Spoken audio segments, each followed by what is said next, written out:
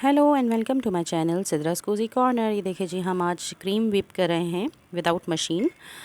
Second हमें चाहिए है कैरमल सॉस। उसके लिए हम चीनी, क्रीम और मक्खन लेंगे 1 टेबल स्पून। और चीनी जो है वो 1 कप है, 1 कप से थोड़ा कम या फुल 1 कप। इसको हम कैरामलाइज़ करेंगे फ़र्स्ट सॉस पैन में, या आपके पास अगर कोई नॉन स्टिक सॉस पैन है या बर्तन है ऐसा जो अच्छी क्वालिटी का होता है, महंगे वाला डेफ़िनेटली, तो उसमें वो फिर स्टिक नहीं होगी। अदरवाइज़ तो थोड़ा सा डिफ़िकल्ट होता है कैरमल सॉस बनाना। ये देखिए जी, हमने इसको कैरामलाइज़ करने रखा। आंच बहुत धीमी, वरना फिर ये कड़वा हो जाएगा। चीनी का जो बर्न वाला पार्ट है वो कड़वाहट छोड़ देगा, तो इसलिए इसको जलाना नहीं है, इसको सिर्फ पिघलाना है। और जैसे ये गोल्डन सा सॉस सा बन जाएगा, उसमें फिर हम आगे कैरमल सॉस की चीज़ें ऐड करेंगे। ठीक है, तो ये देखिए जी, मैंने ये एडिट नहीं किया ताकि आपको अंदाज़ा हो कि ये टाइम गेनिंग है थोड़ा सा प्रोसेस, लेकिन बस यही है। और इसके बाद जो फ्लेवर आता है, रियली ट्रस्ट द प्रोसेस। तो जी, कैरमलाइज़ करने के लिए थोड़ा सा मेहनत ज़्यादा लगती है। और स्टोर बॉट भी मिलते हैं कैरमल सॉस, अगर आप लेना चाहें तो वो भी यूज़ कर सकते हैं, बट मुझे थोड़ा सा घर वाला टेस्टी लगता है, क्योंकि ये आप अपने हिसाब से इसके फ्लेवर्स जो हैं वो ज़्यादा या कड़वा या जैसा भी आप कहते हैं ना, स्वीट एंड बिटर, आप अपने हिसाब से कर सकते हैं। कैरमल सॉस थोड़ा बाज़ार वाला ज़्यादा स्वीट होता है, और मुझे थोड़ा सा उसका फ्लेवर भी लगता है कि ऑथेंटिक नहीं है, एसेंस वाले होते हैं। तो ये थोड़ा सा टेस्टी बनता है, और इजी तो नहीं कहेंगे, लेकिन ये है कि मज़ेदार बहुत होता है। तो कुछ डिशेस होती हैं जिनमें मेहनत ज़्यादा लगती है, लेकिन आपको उसका फल बहुत अच्छा मिलता है। तो थोड़ी सी मेहनत कर लेने से कुछ नहीं जाता। ये देखिए जी, हमारा सॉस जो है वो रेडी हो चुका है। सॉस तो नहीं, चीनी कैरामलाइज़ हो चुकी है, मतलब मेल्ट हो चुकी है। और ये देखिए, अब इसमें हल्के हल्के से चंक्स रह गए हैं, हम उनको भी पिघलाने की कोशिश करेंगे पूरी पूरी। लेकिन आप देख सकते हैं मेरे चूल्हे की आंच ना जलने के बराबर वाली आंच है, जो बहुत ही स्लो होती है। जैसे ये कैरामलाइज़ हो जाएगी, इसके बाद हम इसमें ऐड करेंगे तकरीबन 1 टेबल स्पून बटर। ये देखिए, अभी ये चमचा रोकिएगा नहीं, अगर आपने स्पून रोका तो स्पून के साथ ही जो है वो रुकते ही चीनी जो है वो कहीं ना कहीं से बंद ज़रूर होगी, और फिर वो एक अजीब सा कड़वा सा टेस्ट देगी, तो वो आपके सॉस का पूरा बेड़ा गर्क कर सकती है। तो इस चीज़ का थोड़ा सा ख्याल रखिएगा कि स्पून नहीं स्टॉप करना, सारे काम छोड़ के ही ये काम शुरू करिएगा, क्योंकि जहाँ आपने अपना हाथ रोका वहाँ से वो बर्न होना शुरू हो जाएगी। चाहे वो आप चूल्हे से हटा के ही क्यों ना करें, लेकिन वो क्योंकि सॉस पैन गर्म होता है, और जो भी आप बर्तन यूज़ कर रहे हैं, यूटेंसिल यूज़ कर रहे हैं, वो वार्म होता है, तो उसकी जगह से फिर वो लगना शुरू हो जाती है। देखिए, कैरामलाइज़ हो गई है, हल्के हल्के से इसमें चंक्स रह गए हैं चीनी के। इसमें पानी मत ऐड करिएगा बिल्कुल भी, अगर आपने पानी ऐड किया तो फिर शायद ये इतना मज़े का नहीं बनेगा, और चीनी जो है वो फूल के ऊपर आ जाएगी। तो ये एक बड़ा डिफ़िकल्ट टास्क है करना, और जिनको आता है उनको तो पता ही है कि ये कैसे किया जाता है, लेकिन जो थोड़े से फ़र्स्ट टाइमर्स होते हैं उनसे कभी कभी चीज़ ख़राब भी हो जाती है। जब हम भी शुरू में बनाते थे तो हमसे भी बड़े गड़बड़ियाँ होती थी, लेकिन अब अल्लाह का शुक्र है हमें इसमें प्रैक्टिस हो गई है, हमें पता है कि ये किस टाइम पे क्या कर सकते हैं इसको सेव करने के लिए। ये देखिए जी, अभी इतना मज़े का इसका गोल्डन सा कलर आ गया है। अब हम इसमें ऐड करेंगे 1 टेबल स्पून के बराबर करीब बटर। ठीक है जी, अब इसको हम विस्क करेंगे थोड़ा सा। ये देखिए, बटर डालते ही इसमें एकदम से बबल्स आएंगे, तो डरना नहीं कि ख़राब हो गया या कुछ, ये ऐसा ही होता है। और क्योंकि चीनी बहुत वार्म हुई होती है, हाई टेम्परेचर पे होती है इस टाइम पे। इसके बाद हमने इसको चूल्हे से रिमूव करना है, और इसमें 1/2 कप के करीब क्रीम ऐड करनी है। ठीक है, क्रीम ऐड करते ही देखें इसमें फिर से बबल्स आएंगे, और ये देखें कुछ कैरामल जो है ना वो थोड़ा सा हार्डन हो जाता है, तो उसके लिए आपको कंटिन्यूसली विस्क करना होगा। और अगर आप चाहें तो अगर तो वो मेल्ट होके मिक्स हो गई है तो फिर तो ठीक, अगर वो मिक्स नहीं हुई है तो फिर आप उसको जो है तो इसी तरह से कंटिन्यूसली स्टेयर करते रहें और करते रहें और करते रहें, तब तक जब तक उसके चंक्स जो हैं वो कैरामल के फिनिश ना हो जाएं। ठीक है, और आप इसको चूल्हे पे वापस भी रख सकते हैं। वैसे तो क्रीम को नहीं रखना चाहिए, लेकिन इतनी हल्की आंच पे रखा जा सकता है। इलेक्ट्रिक स्टोव हो तो उस पर भी रखा जा सकता है, और ताकि जो बर्तन है वो थोड़ा सा गर्म रहे और कैरेमल जो है वो हार्ड ना हो। वरना ये देखें जैसे मेरे स्पून पे सारा चिपक गया था वैसे ही होगा, लेकिन ये कुछ ही देर में जो है ये इसमें बिल्कुल डिज़ोल्व हो जाएगा और ये एक मज़ेदार सी कैरेमल सॉस बन जाएगी।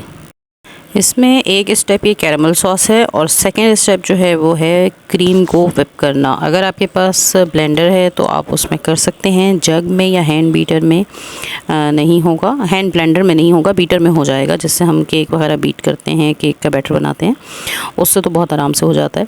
लेकिन आपके पास अगर मशीन नहीं है तो उसका तरीका जो है वो मैं आपको बता चुकी हूँ कि आपने एक वो विस्क लेना है और उसको बीट करते रहना है, करते रहना है और फिर उसको जाके बर्तन को फ्रीज़र में रख दें।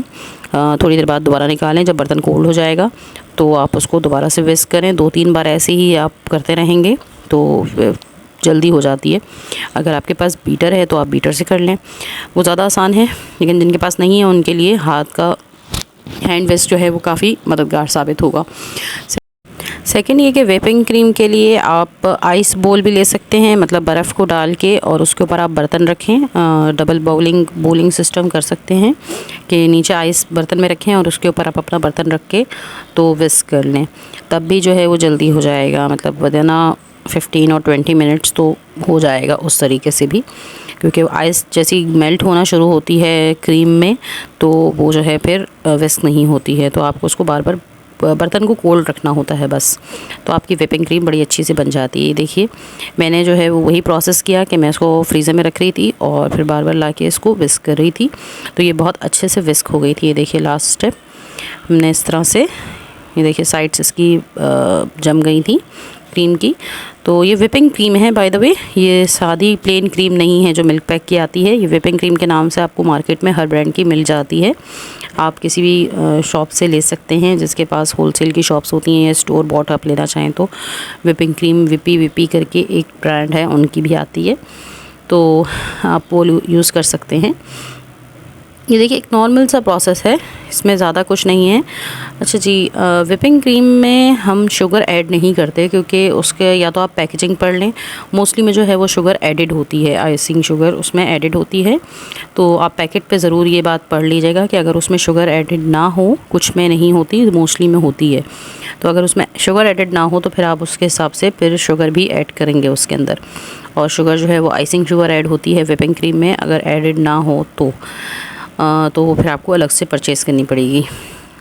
तो देखिए जी, ये हमने विस्क कर लिया इसको इतना ज़्यादा कि ये फ्रॉती हो गई है, जैसे केक की आइसिंग होती है इन शॉर्ट। ये मेरे बच्चे जो हैं ये बार बार आके ना उसको साइड से टेस्ट भी कर रहे थे क्योंकि उनको उसका फ्लेवर अच्छा लग रहा था, तो बच्चों की पहुंच से दूर रख के आप इसको विस्क करें।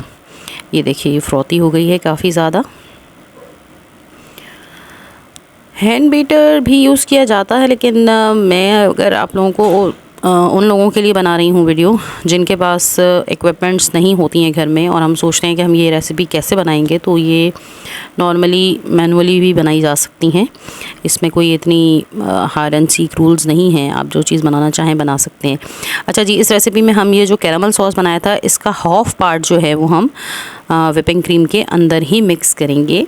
देखिए मैं इसको थोड़ा थोड़ा करके डालती जाऊंगी और इसको मिक्स करती जाऊंगी ताकि क्रीम का फ्रॉड भी ना बैठे, और ये इसके डालने के बाद थोड़ी सी थिक भी हो जाएगी। मज़ीद विस्क करते हुए आपको थोड़ा सा हाथ पे लगेगा कि ये अब बहुत ज़्यादा हैवी होती जा रही है, विस्क करने में हार्ड हो जाएगा थोड़ा सा ना, क्योंकि कैरामल सॉस है वो भी इसको थिक कर देगा मज़ीद। ये देखिए जी, ये मिक्स करना कैरामल सॉस को क्रीम के अंदर इतना ईजी नहीं होता, और ये थोड़ा सा साइड्स पे कैरामल सॉस जो है ना वो चिपक जाता है, तो आपको उसको कंटिन्यूस विस्क करना पड़ेगा। मेरे पास चूँकि बर्तन ख़त्म हो चुके थे, ईद की दावत थी और बहुत सारे खाने एक साथ बन रहे थे, तो मेरा बोल छोटा है, आप चाहें तो बड़ा बोल ले सकते हैं, उसमें ज़्यादा इजी होगा। मेरे पास जो हैं वो बोल्स और वो सब चीज़ें, क्योंकि दावत का खाना बनता है तो डेफ़िनेटली घर में पकाने वाले बर्तन ख़त्म हो जाते हैं, तो फिर हमें क्रॉकरी के बर्तन यूज़ करने पड़ते हैं। तो मेरा भी कुछ यही हाल था इस वक्त। आगे चल के इंशाल्लाह मज़ीद रेसिपीज़ भी अपलोड हो रही हैं, तो आप ज़रूर देखिएगा कि मज़ीद खाने जो हैं वो घर में घर के तरीके से बाहर जैसे खाने कैसे बनाए जा सकते हैं, बहुत ईज़ीली और बहुत यमी से। तो आप चाहें तो चैनल को सब्सक्राइब करें, लाइक करें, शेयर करें और बेल आइकन को दबाएं ताकि मज़ीद रेसिपीज़ से इस्तिफ़ादा हासिल कर सकें। इतनी उर्दू मेरी गाड़ी है नहीं जितनी मैं आजकल बोल रही हूँ, लेकिन उर्दू आनी चाहिए और हम इस पे काम कर रहे हैं। तो जी देखिए, अब मुझे थोड़ा सा हैवी फ़ील होना शुरू हो गया है विस्क भी ना, क्योंकि ये कैरमल सॉस की वजह से गाढ़ा हो गया। और जैसा कि मैं आपको बता रही थी, इसकी वॉल्स पे, बाउल की जो इंटरनल वॉल्स हैं उस पे कैरमल सॉस मुझे नज़र आ रहा था, क्योंकि वो प्रॉपर मिक्स नहीं हुआ था। तो ये आपके साथ भी होगा प्रोसेस में, तो घबराइएगा नहीं, ये इसका पार्ट है। आप जैसे जैसे क्रीम ऐड करते जाएंगे वैसे वैसे वो मिक्स करके और फिर आप ऐड कर सकते हैं। तो इसका थोड़ा सा क्रीम का कलर जो है वो वाइट नहीं होगा बिल्कुल, और कैरामल की तरह का हो जाएगा, क्रीम कलर जो हम लोग जिस ज़माने में कहते थे उस कलर की क्रीम हो जाएगी ये। और उस क्रीम को फिर हम जो है वो डिश आउट करेंगे। ये देखिए जी, फ्रॉथी और मज़ेदार सा कैरामल क्रीम डिलाइट हमारा रेडी होने की तैयारी पकड़ चुका है। ये देखिए, मज़ेदार सा, ये बहुत डिलीशियस होता है। बच्चों को, बड़ों को, बूढ़ों को, मेरे ख़्याल में तो सभी को बहुत पसंद आता है। आप नॉर्मली भी घर में बच्चों को बाहर के डेज़र्ट खिलाने से बेहतर है कि ये चीज़ें खिलाएं। थोड़ा सा मेहनत तलब है। अच्छा, ये मैंने ना केक मंगवाया था, लेकिन ये थोड़ा मोटा था। मेजी वालों का या आई डोंट नो गीगल वालों का किसका था, मैंने बॉक्स पे नेम नहीं सही से पढ़ा था, लेकिन थोड़ा मोटा था। तो मुझे ना इसको पतला करके डालना पड़ रहा था, क्योंकि ये बहुत मोटे मोटे स्लाइसेस थे। तो ये आप अपने अकॉर्डिंग कर सकते हैं अगर आप। और ये प्लेन केक है, नॉट अ फ्रूट केक। ये बिल्कुल सादा केक जिसमें नट्स नहीं होते, जिसमें वो अशरफियाँ नहीं होती, फ्लेवर्स नहीं होते, जेलीज़ नहीं होती, ठीक है। तो ये वो वाले केक हैं। आप चाहें तो इसकी जगह कप केक भी ले सकते हैं, और डिपेंड करता है आपके एरिया में कौन सा केक मिलता है। वैसे तो ये आजकल कंपनीज़ के भी आ रहे हैं, डॉन वगैरह के भी आई थिंक आ रहे हैं।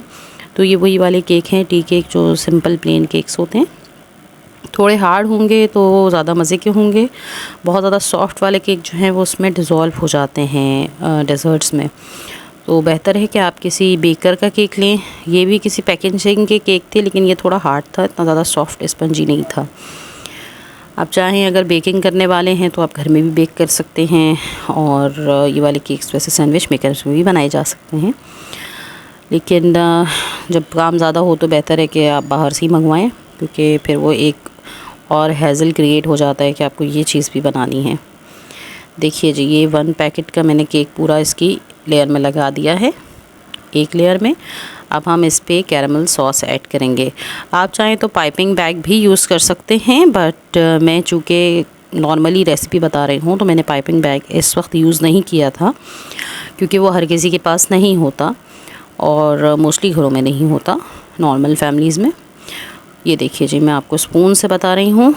ये हमने ऐसे ही इसको डेज़ल कर दिया, सिंपल वे में, कोई ज़्यादा तामझाम की ज़रूरत नहीं होती। ये वैसे ही बहुत ऊपर से भी और अंदर से भी लेयर्स इसकी बहुत प्यारी लगती हैं, ठीक है।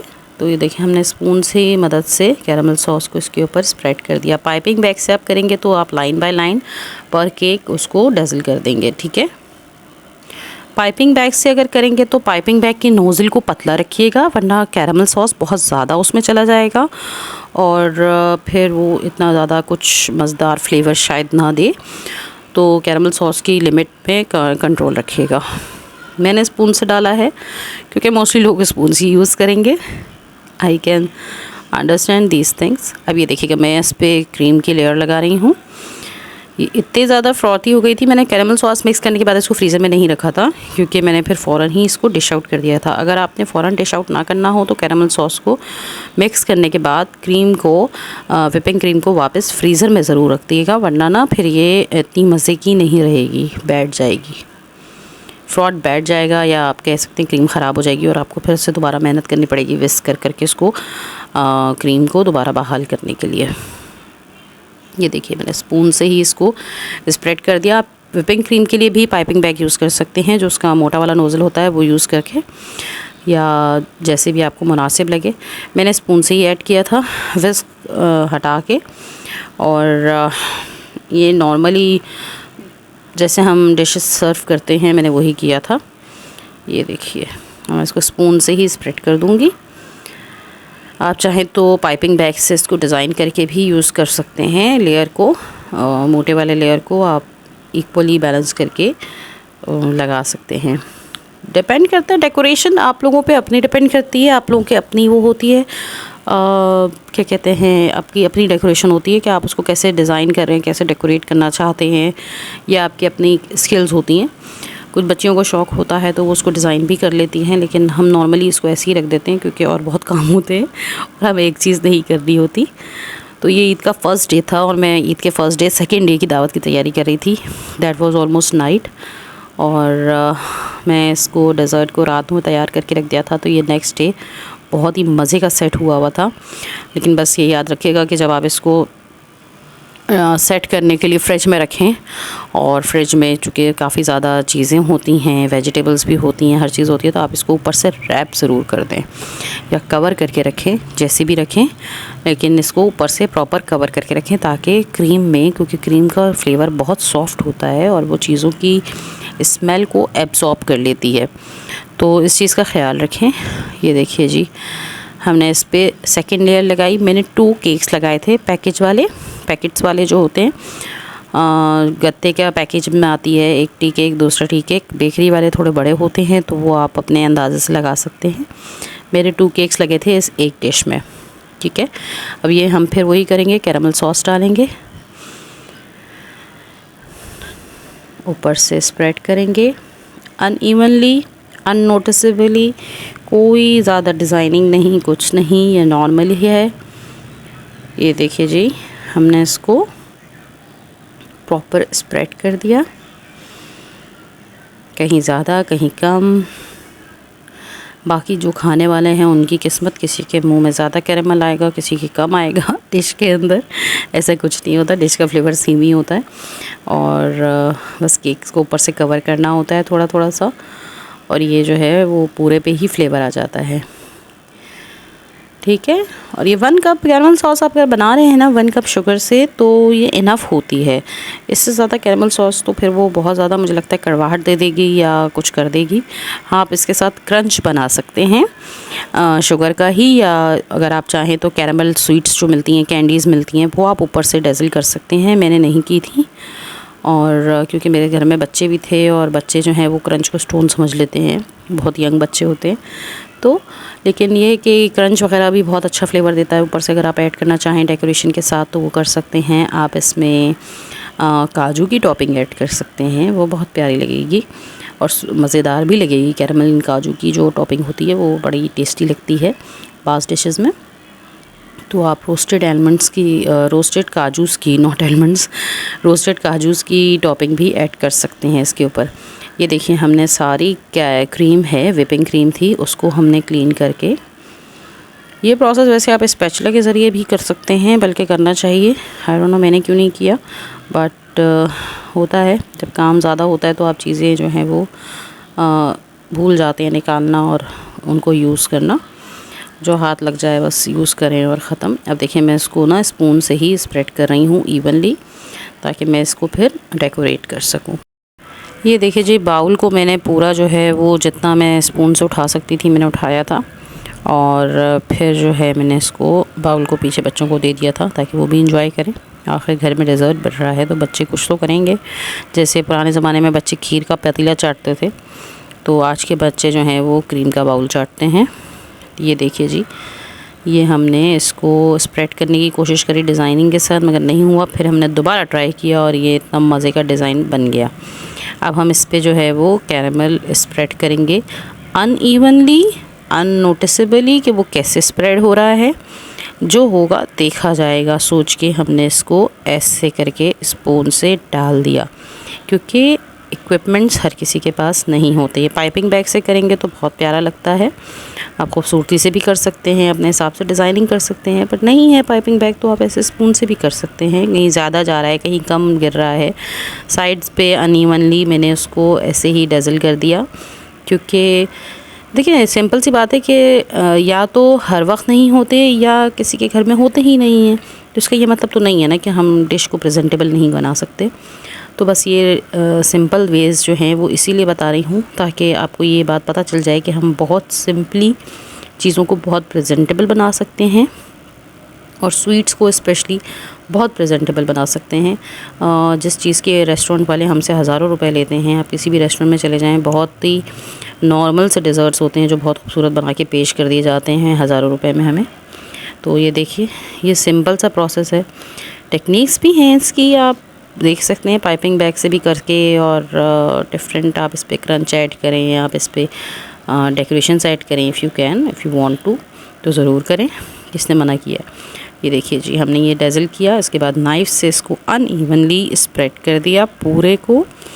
ये हमने 1 स्टेप किया, ठीक है। अब इस पे कहीं ज़्यादा था कहीं कम था, वो पूरा इवन हो गया। देखिए जी, साइड्स को भी हमने कवर किया ऐसे करके। अब ये मेरा लास्ट नाइफ़ चल रहा है ऐसे करके। इस थोड़ा सा इसमें क्रंच था बाय द वे, जो शायद कैरामलाइज़ नहीं हुआ था। ये देखिए जी, ये हमने किया और ये ज़िगज़ैग सी बड़ी मज़े की डिश बन गई। स्क्रूवर्स की ज़रूरत नहीं पड़ी मुझे। ठीक है जी, आपको ज़रूर ट्राई करिएगा। अल्लाह हाफ़िज़।